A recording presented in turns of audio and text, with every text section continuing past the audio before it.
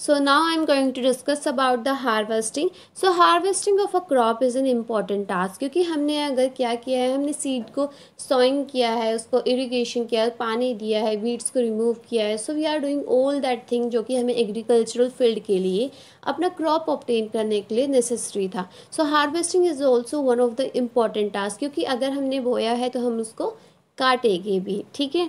The cutting of a crop after it is mature is called as harvesting. So what is harvesting basically? तो cutting of a crop after it is mature. तो जब आपका crop जो है वो mature हो जाए, अच्छे से बड़ा हो जाए, तो उसके बाद जब हम उसे कट करते हैं तो उस प्रोसेस को हम कहते हैं harvesting.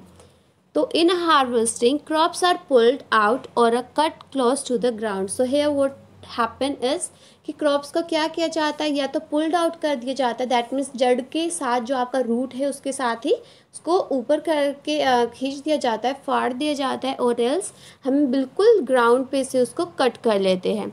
It usually takes 3 to 4 months for the cereal crops to mature. अगर हम बात करते हैं सीरियल्स क्रॉप्स की, तो 3 to 4 months लेता है अपना पूरा मेच्योरिटी लाने में. Harvesting in our country is either done manually by a sickle. So you can see it over here कि ये क्या है, this is a sickle. तो ज़्यादातर अगर हम बात करते हैं तो हार्वेस्टिंग का जो प्रोसेस है वो इंडिया के अंदर इस ही इंस्ट्रूमेंट से किया जाता है, मोस्टली सिकल की हेल्प से किया जाता है. या फिर कैसे कर सकते हैं, या फिर by a machine as well, जिसको हम हार्वेस्टर बोलते हैं. तो जो इंसान जो फार्मर्स जो है वो मैनुअली करते हैं, मतलब हाथ से करते हैं, वो सिकल की हेल्प से करते हैं, और जिनको मशीन से करना होता है they are doing that with the harvester. So in the harvested crops the grain seeds need to be separated from the chaff. तो अगर हम हार्वेस्टिंग की प्रोसेस कर रहे हैं, सो एट दैट टाइम हम क्या करेंगे कि ग्रेन सीड्स जो है, मतलब जो आपका ग्रेन सीड है, जैसे कि अगर हम एग्जांपल लेते हैं पैडी की, तो पैडी जो है वो मतलब चावल आप खाते हो, बट उसके ऊपर एक कवरिंग होता है. तो हमें क्या करना होता है, हमें उस कवरिंग को जो है वो रिमूव करना होता है, देन ओनली हमें वो ग्रेन मिलेगा.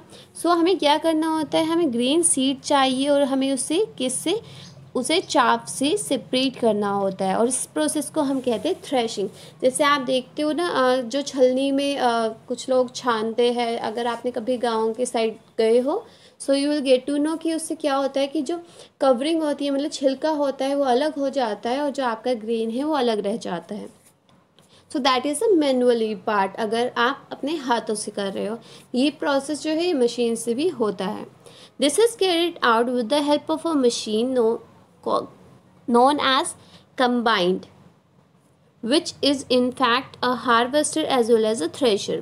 So यहाँ पर ये जो आपका जो सेपरेट किया जाता है कवरिंग, वो किससे किया जा सकता है, देयर इज़ अ मशीन जिसको हम कहते हैं कंबाइन. एंड उस मशीन का वर्क क्या होता है कि वो हार्वेस्टर में भी काम आता है, मतलब वो आपकी क्रॉप को कट करने में भी काम आता है, एंड आफ्टर दैट जो उसका चाप है, मतलब जो उसको ग्रेन को जो है वो सेपरेट करने में भी काम आता है, कि उसका जो छिलका होता है उससे वो सेपरेट कर सके.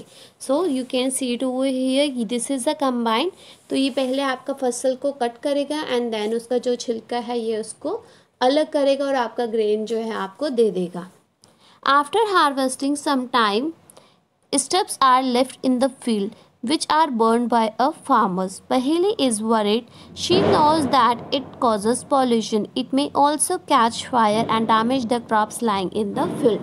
And yes, it is also true कि जब आप हार्वेस्टिंग का प्रोसेस कर लेते हो, so after that what happen is कि कुछ लोग क्या करते हैं, उसको कट करते हैं फ्रॉम द बेस. आपका जो क्रॉप है वो आपने बेस पे से कर लिया, बट उसकी जो जड़ें होती है वो नीचे ही रह जाती है. सो फार्मर्स क्या करते हैं, फार्मर्स जो है उसको जला देते हैं.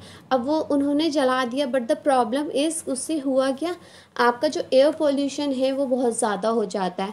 इसी वजह से जो दिल्ली एनसीआर का जो रीज़न होता है, तो दिवाली के टाइम पे क्योंकि आप क्रैकर्स भी इतना ज़्यादा यूज़ करते हो, आफ्टर दैट पर जो परेली होती है, दैट मीन्स जो फार्मर्स है इसको बर्न कर देते, तो उसकी वजह से क्या होता है, स्मोक हो जाता है, जिसकी वजह से हम लोग जो है वो ईज़िली सांस नहीं ले पाते, we are unable to breathe. So that is why government ये बोलती है कि we shouldn't use too much crackers. हमें इतने ज़्यादा जो क्रैकर्स है वो नहीं जलाने चाहिए ड्यूरिंग दिवाली सीज़न. तो हम उसे अलग तरीके से भी सेलिब्रेट कर सकते हैं। We can decorate our home as well, ताकि हमारा जो इन्वायरमेंट है वो ख़राब ना हो। Now farmers with a small holding of a lands do the separation of a grains and chaff by winnowing. अब जो फार्मर्स है जो मतलब थोड़े से लो क्लास फार्मर्स है, वी कैन से कि जिनको मशीन्स नहीं बेसिकली यूज़ करनी होती है, सो वो क्या करते हैं, वो विनोइंग की हेल्प से भी क्या कर सकते हैं, चाफ और ग्रेन को मतलब अलग कर सकते हैं। तो ये हमने ऑलरेडी पढ़ा था क्लास 6 में कि विनोइंग का प्रोसेस कैसे होता है। So by the process of a winnowing also what the farmer can do, they can separate the grain from a chaff.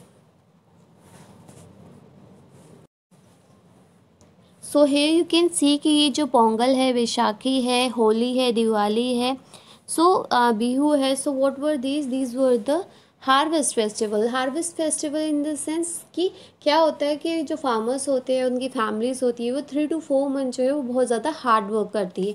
After that उनका जो फसल है वो अच्छे से ग्रो करता है, उसका जो ग्रीनरी होता है वो चारों तरफ होता है।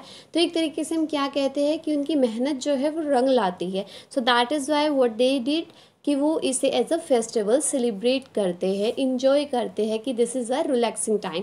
It is a kind of, जैसे आप पूरा महीना पूरे साल पढ़ाई करते हो एंड आफ्टर दैट जब आपका रिजल्ट आता है, सो आप बहुत ज़्यादा रिलैक्स होते हो कि अब कुछ दिनों की छुट्टी है। सो दैट इज़ बेसिकली कि हमें जो हमने मेहनत की है एक तो उसका फल मिल गया, and the next thing is कि हम नई क्लास में जाने वाले हैं। एंड दे फॉर फार्मर्स को क्या लगता है कि उनका रिलैक्सिंग टाइम आ गया है, अब उन्होंने जो भी इतना मेहनत किया था वो उनको मिल गया है। Now what they can do, वो अपना क्रॉप आराम से सेल कर सकती है, they can get money from it.